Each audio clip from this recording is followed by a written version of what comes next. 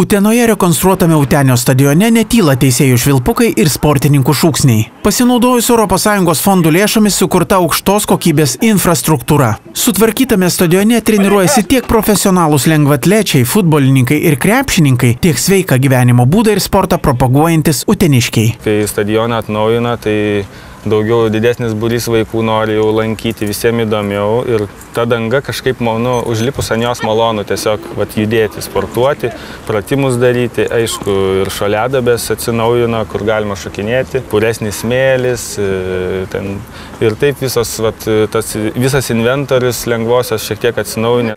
Rekonstravus stadioną pagal Vidaus reikalų ministerijos administruojamą paramą, sukurtos puikios sąlygos vaikų ir jaunimo sportiniam ugdymui, šeimų laisvalaikio užimtumo didinimui bei vietinių ir tarptautinių varžybų organizavimui.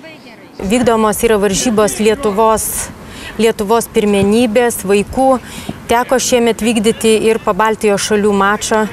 Atvyko ir Latviai, Estai ir Lietuvos komandos. Pagal vaikų rezultatus, tai iš tikrųjų tikrai galima sakyti labai matosi, nes buvo šiemet žaidynės jaunių ir mums sėkmingai labai pasisekė. Berniukų komanda iškovojo Lietuvoje estafetėje 2. vietą.